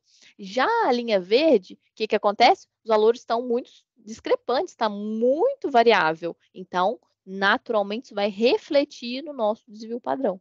Já aqui, ó, a linha azul, veja, tá muito fechadinha. Lembra lá do box plot? Box plot muito fechadinho. Ó, tá aqui, ó, os valores muito centrados em torno da média. Então, o meu desvio padrão vai ser pequenucho, tá? Então, aqui é outro exemplo. Outra medida também que a gente costuma utilizar, mas aí entraria quando a gente fosse falar mais de análise combinada de duas variáveis, é o coeficiente de correlação, quando a gente quer verificar se há correlação entre duas ou mais variáveis. Mas isso aqui eu não vou entrar em detalhes agora, mas é o nosso famoso R da correlação, que pode variar de mais ou menos 1, indicando se existe correlação positiva ou negativa, mas não vou entrar nesse detalhe aqui agora, porque fugiria um pouco ao tema. Vou falar aqui muito rapidamente sobre gráficos, tabelas e medidas. Gosto imenso dessa parte, porque é a parte visual que as pessoas se lembram, tá? Então, se eu mostrar para vocês, por exemplo, ó, aqui no meu trabalho, eu trabalho bastante com a parte de criação de relatório para empresas, relatórios comerciais, relatórios de recursos humanos, para analisar os dados das empresas. Tem aqui alguns exemplos que eu posso mostrar, que foi feito em Power BI. Por exemplo, deixa eu ver. Aqui, esse aqui, relatório comercial. Só para a gente falar dessa parte mais de gráficos. Olha só, isso aqui eu posso mostrar, não tem problema, que são dados fictícios, tá? Que eu inventei. E está disponível aqui no nosso site, chama portalgestão.com.pt. Olha, imagine que vocês não entendessem nada dessa empresa, vocês nunca ouviram falar dessa empresa fictícia, e não entendessem nada desses dados, mas o que vai ficar na memória de vocês? É a parte visual. Se eu tivesse mostrado um Excel cheio de colunas, cheio de linhas, vocês não iam lembrar tanto do que se eu mostrar as informações dessa forma. Por exemplo, aqui se eu passar o mouse em cima, ele vai mostrar ali uma tooltip, mostrando quem são os meus top 3 clientes que compram esses alimentos. Aqui, quem são os meus top 3 principais clientes que compram essas bebidas. Aqui, onde é que os meus clientes estão distribuídos no mapa. Então, eu vejo, eu tenho clientes aqui nessa cidade, e se eu clicar nessa cidade, ó, bum, tudo é automaticamente filtrado. Vejam, é a parte visual. Aqui está a parte sexy da coisa. Coisa, como assim? Se eu falar só de valores, de teoria, muito bonito, as pessoas vão compreender. Mas o que vai ficar na memória delas? O que elas vão lembrar? O que elas vão gravar? É a parte visual. E tem uma ciência toda por trás disso. O nosso cérebro, ele interpreta as informações visuais 60.000 vezes mais rápido do que as informações do tipo tabela e texto. Ou seja, nosso cérebro gosta de olhar para isso e tentar detectar algum padrão. Se existe ali algum padrão, se aquilo faz sentido ou não, se eu já imaginava que aquilo ia acontecer ou não, tá? Então, tentem sempre trazer para as vossas análises a componente visual. Pensar no storytelling, ou seja, contar a história com aqueles dados. Para que isso serve? Isso vai me ajudar na minha tomada de decisão ou não? Então, tragam essa componente visual, que é riquíssima. E aqui tem alguns gráficos que a gente pode utilizar. Alguns bem simples que nos auxiliam, como, por exemplo, o gráfico de coluna. Aqui já vai uma dica. Ultra Mega Power para vocês tatuarem na alma. Nunca mais esquecer, tá? Sempre, sempre, sempre informação temporal no eixo X, tá? Eu já vi muita gente que se diz entendedora, data science, analistas sofisticados, não sei aonde, e fazendo isso errado. Lembrem-se, sempre, sempre, sempre, informação temporal no eixo X, tá? Então, gráfico de coluna é uma boa ideia, tipo esse, ou então gráfico de área, que é aquele que é coloridinho aqui embaixo, tem uma barrinha e tem a área pintada. Gráfico de linha também é uma boa, mas nunca gráfico de barras, tudo bem? Poderíamos fazer aqui uma outra palestra só sobre esse assunto de gráficos, porque renderia aqui mais horas de conversa, tá? Mas gravem isso para já. informação temporal sempre, sempre, sempre no eixo X, tá? Então, quer seja mês, trimestre, dia, ano, qualquer informação temporal, eixo X. Então, lembrem-se aí, um ponto de partida, gráfico de coluna, gráfico de linha, gráfico de área e nunca gráfico de barra. Por quê? Aqui está o gráfico de barra. O que vocês acham? Por que eu não poderia representar aqui nesse gráfico a informação temporal? Por que está errado colocar aqui essa informação que está aqui, ó, primeiro trimestre, segundo trimestre, terceiro, colocar aqui nesse gráfico? Por que não faz sentido? O que vocês acham? Porque dá a impressão que está com perda, que está diminuindo. Olha, está no caminho, é por aí mesmo, mas tem a ver também com aquela outra coisa que nós falamos ali no começo, do tipo de variável. Lembra daquilo? Quantitativa, qualitativa, lembra? Falando sobre isso? Pois bem, a variável temporal, ela é cronológica. Então, eu tenho que olhar e tem que ter uma sequência de continuidade, de modo que, se eu colocar num gráfico de barras como esse, ele vai ordenar pelo valor, por exemplo, aqui das minhas vendas, e não de forma temporal. Eu perderia essa noção cronológica de temporal, porque esse gráfico aqui, que é o nosso gráfico de barras, ele é um gráfico de ordenação, de ranking. Então, ele vai ordenar. É preferível utilizá-lo em variáveis ordinais, em que tem uma ordem, uma sequência. Tá? Eu quero demonstrar quais são os produtos que venderam mais. A farinha de trigo, o óleo, o azeite. Então, eu quero ver quem são os meus produtos que mais vendem. Já aqui, eu quero ver a distribuição ao longo do tempo, se aumentou, se diminuiu, se houve sazonalidade ou não. Tá? Então, gravem isso daí da variável temporal. Outro gráfico também muito polêmico é esse aqui, é o famoso gráfico de pizza, ou o gráfico de anel, ou o gráfico Dunnett. Por que ele é polêmico? Tomem muito cuidado. Por quê? Gravem essa informação também. Toda vez que a gente tem 5 ou mais categorias, não é recomendado utilizar-se esse tipo de gráfico de pizza, gráfico de anel, gráfico de Dunnett. Por que mais de 5? Porque começa a ficar visualmente muito poluído, tá? Não é uma boa prática a gente utilizar também outro gráfico, que é o terror do terror dos estatísticos, analistas de dados. Deixa eu ver se eu tenho aqui alguma imagem. Gráfico de pizza. Ele pode induzir ao erro, principalmente se for gráfico 3D. Vamos fazer um combinado aqui entre a gente. Vamos abominar da face da Terra, fingir que não existe mais gráfico de pizza 3D. Tudo bem? Combinado? Se eu ver vocês utilizando gráfico de pizza 3D, eu vou falar que eu nunca vi vocês na vida, que eu nem conheço vocês. Porque ele pode nos induzir ao erro muito, mas muito severamente. Deixa eu ver se eu tenho aqui algum exemplo para mostrar. Deixa eu ver se esse.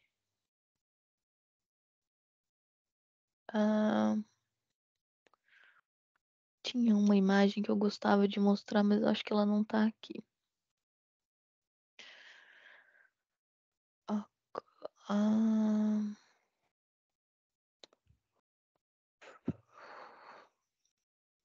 Peraí. Pie chart.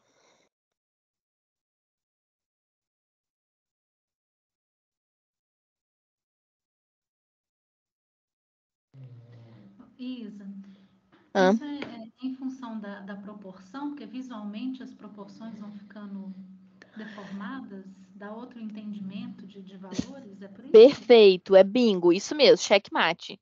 É isso, matou a charada. Porque eu queria visualmente mostrar, mas eu não estou achando aqui a imagem que eu queria. Mas é isso mesmo. Eles podem nos induzir ao erro. E é gravíssimo isso. Ali tinha um outro, vou voltar e pegar ele.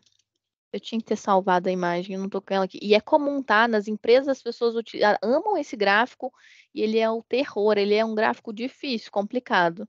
E as pessoas aproveitam-se disso e colocam como se fosse uma grande coisa. Vejam, vamos analisar essa imagem aqui, vou tentar aumentá-la. Essa imagem aqui desse gráfico. Vejam, aqui é um gráfico de pizza 3D. Reparem que se eu somar aqui esses 25 mais esses 14, vai dar ali quase a mesma quantidade que está aqui.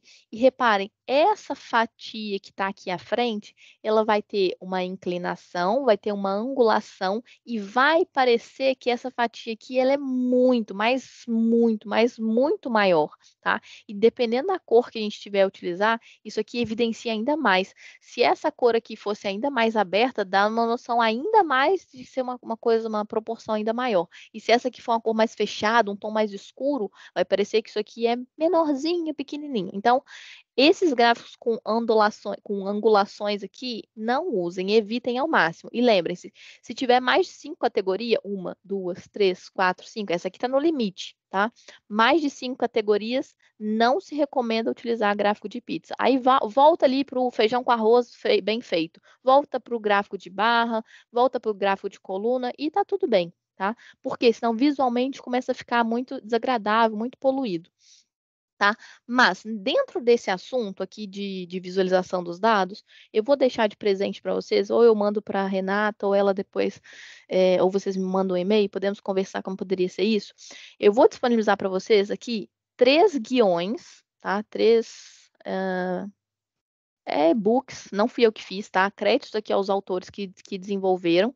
Inclusive, eu mostro isso nas minhas formações de Power BI para os meus alunos e dou isso de presente para eles também, mas vale aqui também para vocês. Que é, Isa, eu tenho muita dificuldade de saber qual gráfico utilizar. Eu começo a analisar um conjunto de dados e eu não sei nem por onde começar, que gráfico é melhor que o outro. E aqui há 2 técnicas para vocês saberem qual que é o ponto de partida. Primeira delas, qual é o tipo de variável que eu tenho? Lembra que eu falei, olha, esse slide aqui parece simples, mas é aquilo que define qual gráfico que eu vou utilizar, qual fórmula que eu vou utilizar. Tá? Então, que tipo de gráfico de dado que eu tenho? É uma informação do tipo temporal? É uma data? É um mês? É um ano? Ou é uma informação do tipo texto? Porque mediante o tipo de dado que eu tenho, que eu vou escolher qual gráfico utilizar. Tá? Então, aqui a gente tem algumas dicas. E a segunda hipótese, então, a primeira delas, já sabemos, é o tipo de dado que nós temos, o tipo de variável que eu tenho, se é numérica, texto, se é data, se é percentagem, whatever. Ou o segundo pilar que eu tenho que olhar é qual é o meu interesse? Qual a mensagem que eu quero passar? Eu quero fazer um ranking, eu quero fazer uma análise temporal, eu quero fazer uma comparação, eu quero mostrar uma localização no mapa. Então, é a partir daqui. Então, vejam, esses guiões que estão aqui, eles vão nos ajudar imenso. Por quê? Ele me mostra, Isa, qual o tipo de dado que você tem? É categórica? É uma variável categórica? Ou seja, é do tipo texto? É uma label? É a profissão? É religião? É o quê? Ou é o tempo? Se for tempo, lembrem-se, análise temporal sempre, o eixo X. Então, são boas opções, gráfico de área, gráfico de linha, gráfico de coluna, e aqui alguns outros modinhas, tá? Mas façam aqui um feijão com arroz e já tá ótimo. Tá? E aí, claro, se quiserem evidenciar, comparar com mais coisas, aí tem mais opções também. Ah, não, Isa, só quero analisar as minhas variáveis categóricas. Ah, então aqui tem outras opções. Aqui, ó, tá o nosso histograma, gráfico de frequência, o nosso queriducho boxplot, agora vocês já sabem o que é, para que ele serve. E aí, mais opções, se for uma distribuição, se for geoespacial, se for relacionamento, parte pelo todo. Então, vários tipos de gráficos para vocês saberem por onde começar, qual o melhor gráfico utilizar. Algumas dicas aqui importantíssimas do que fazer e do que não fazer. Tomem muito cuidado, tá? Isso aqui eu já vi em jornal, eu já vi em artigo, já vi em sites, as pessoas cometerem esse descuido, ou essa falha intencional mesmo, que é não reparar nos eixos dos gráficos, tá? E truncar, não começar no zero. Tomem cuidado com isso. Sabe onde isso aqui é muito comum?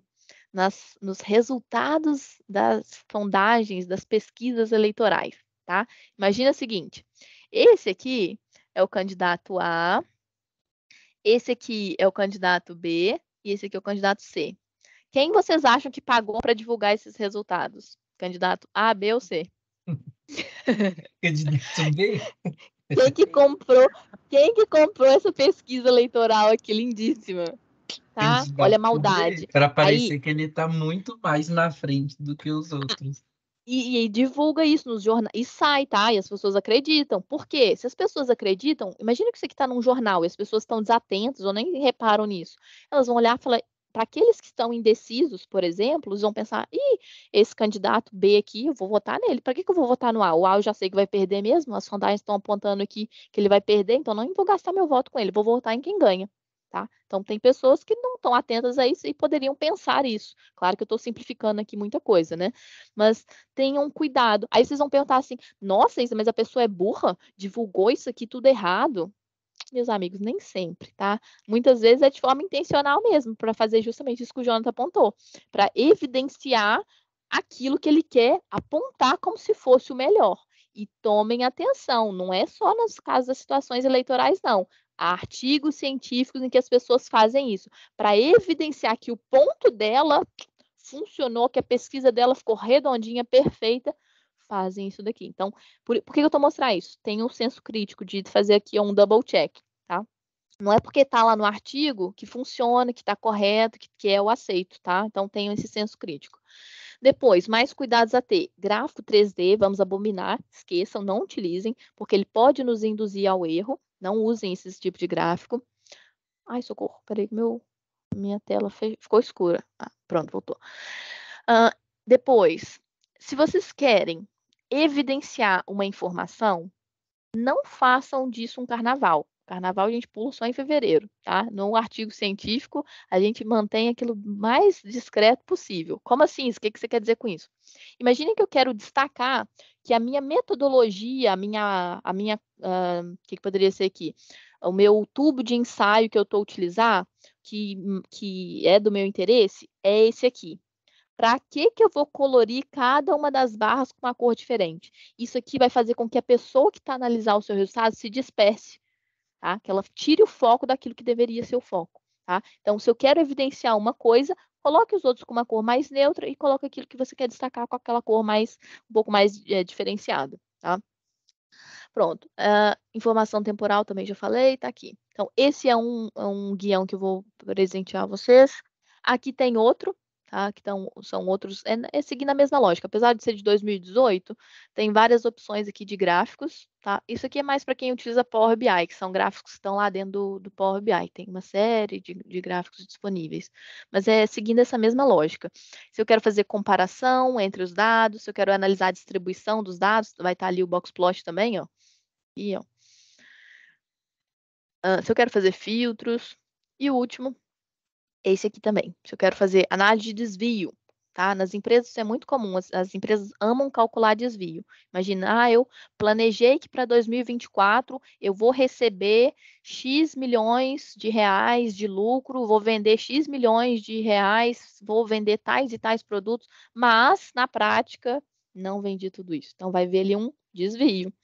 Então, gráficos que a gente pode calcular o desvio, gráficos que a gente pode calcular a correlação. Aqui a correlação eu quero verificar, existe influência de uma variável frente à outra? Será que quando quando está mais calor, eu vendo mais picolé, mais sorvete, mais gelados? Será que existe aqui uma correlação entre essa temperatura e o aumento da minha venda dessas comidas ou whatever, tá? Então, aqui o scatterplot, o gráfico de pontos ou gráfico de dispersão, é o mais comum, mais utilizado. Claro que é aquela coisa toda, que correlação não implica causalidade, também seria outro assunto para outra aula. Mas aqui é um bom ponto de partida para verificar se há indícios de correlação.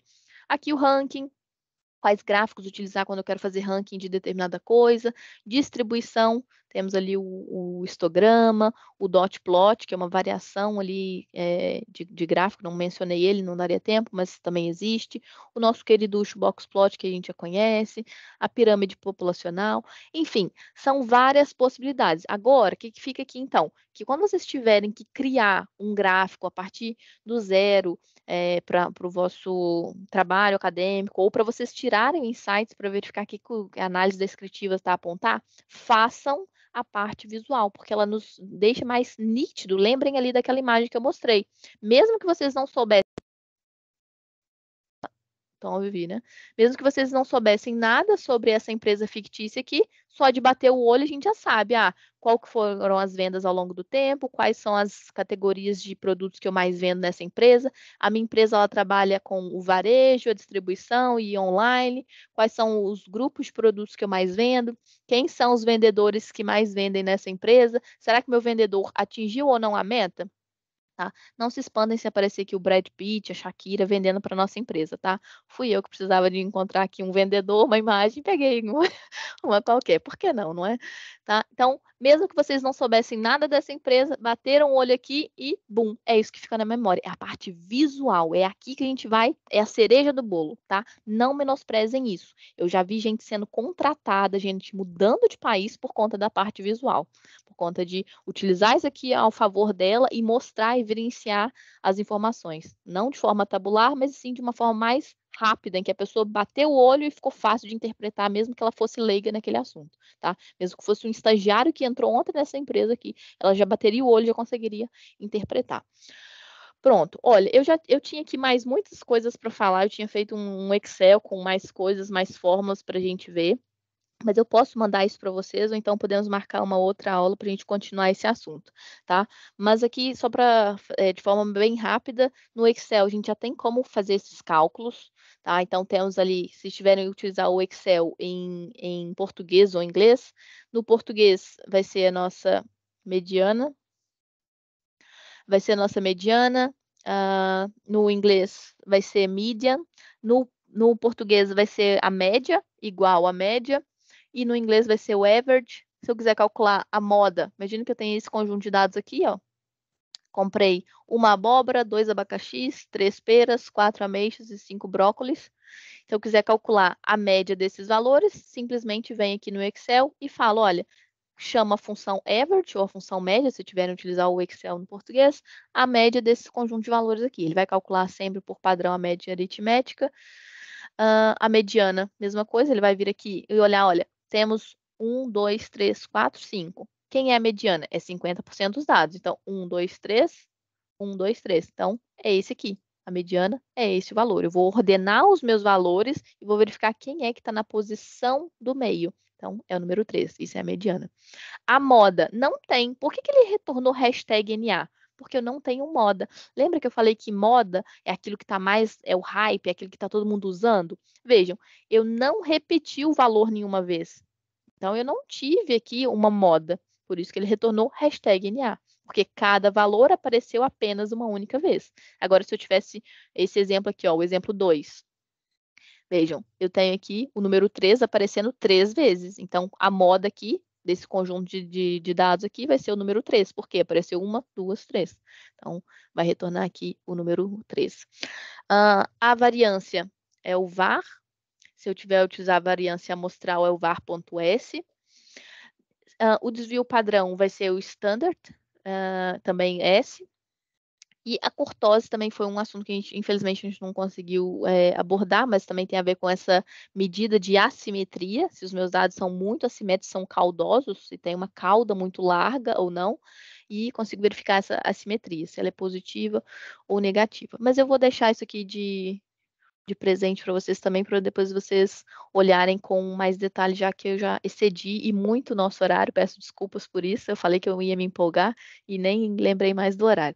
Mas pronto, eu gostaria de agradecer a atenção de vocês, agradeço novamente o convite da professora Renata por participar disso. Eu gosto muito de falar de estatística, de ensinar sobre estatística, e quando eu encontro outros loucos assim que gostam de ouvir, eu me empolgo ainda mais. Então, obrigado pelo tempo de vocês, pela atenção e pelo convite. Espero que tenham gostado, que tenham entendido desse assunto, que continuem estudando, que seja produtivo para o vosso trabalho de conclusão de curso, para o dia a dia, ou para o trabalho mesmo que estão a desenvolver no mercado de trabalho. Ô, Isa, nós só temos a agradecer, eu acho que, né, até em relação ao tempo mesmo, não vou abrir para perguntas, né, mas quem tiver alguma dúvida, quiser perguntar alguma coisa, eu acho que se te encaminhar um e-mail, alguma coisa assim, né, depois você pode falar, mas realmente, assim, foi um tempo muito agradável. Você está de parabéns, né? Que Obrigada. explica muito bem, um assunto super denso, super difícil, mas que dá prazer de ouvir, de escutar. Eu falo sempre com os alunos que, infelizmente, a gente tem estatística muito no início do curso, normalmente, então a gente não dá o valor devido. Aí, quando a gente, né?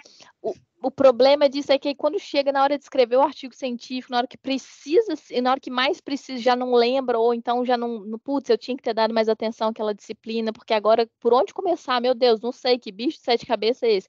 E às vezes a gente vai procurar a documentação e tem umas fórmulas assim, ó, cabulosas, que a gente olha para aquilo, meu Deus, isso é de comer ou de passar no cabelo, socorro.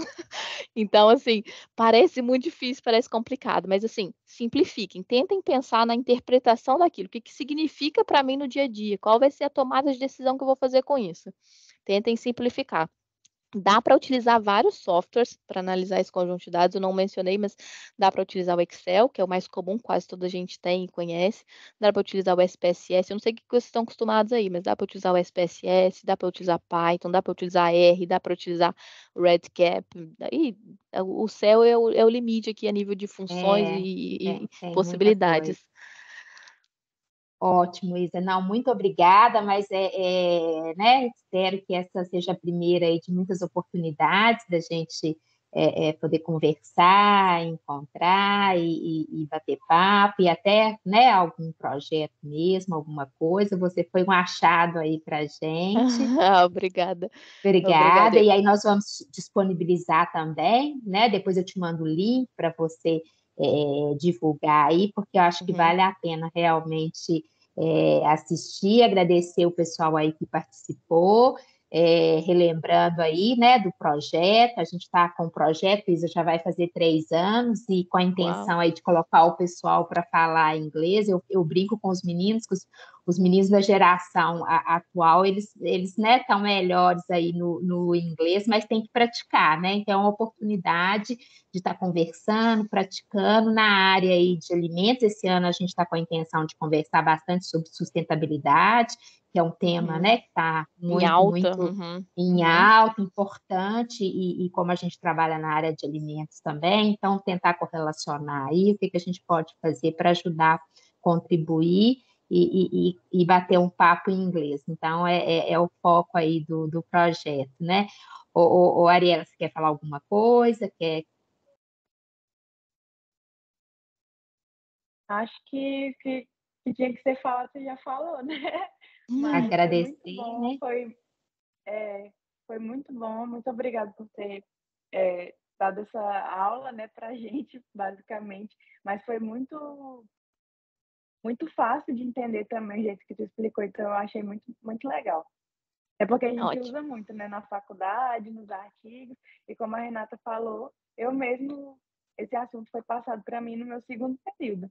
Então, esquece, com tanta coisa para estudar, quanta coisa para ler, a gente acaba, é como se fosse um HD, né? A cabeça da gente é como se fosse um HD, a gente vai colocando para o lixo ali, no lixo, algumas coisas que não dá tempo de absorver tão rápido, a gente estuda para fazer ali a prova ou aquele teste, e depois para lembrar, para relembrar todo o conceito, realmente, se não está vendo no dia a dia, é igual ao inglês, como a Renata falou.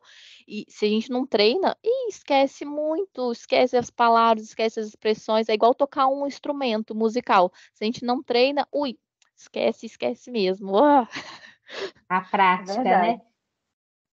Combinado, então, pessoal, para você aí, né? Para mim aqui, boa noite, pessoal aí, boa tarde, mas já tá chegando a noite também, né? Bom final de semana. Amanhã eu vou encontrar com eles de novo, com a maioria, ou Isa, porque amanhã a gente está iniciando o projeto, normalmente é todo sábado pela manhã, aí a gente bate um papo aí, mas te agradeço, tá? E não vai ser o primeiro, não. Pode guardar que nós vamos te incomodar, mas aí para você ajudar a gente, tá? Pode me incomodar. Muito obrigada. Eu que agradeço. Então, beijinhos para quem é de beijinhos e abraço para quem é de abraço. Tá? E o Tchau, tchau. material você vai mandar para a gente por e-mail? A gente quer. Eu te mando e depois você distribui, ou o pessoal me manda Pode e-mail, tanto faz. ser. Pensa aí no Não, jeito. se Aí você quiser. me comprometo de mandar, então, o Excel, o slide da apresentação e aqueles 3 exemplos, aqueles 3 É guiões. Pode ser? ótimo, ótimo. Pode me mandar no e-mail que eu mando para eles. Combinado, então, pessoal. Combinado. Beijinhos, Então, Isa, fiquem muito bem. obrigada. Beijo. Bom final de Adeus, semana para obrigada. todos aí. Obrigada Tchau, a tchau. vocês. Um Obrigada. abraço, gente. Obrigada. Até amanhã.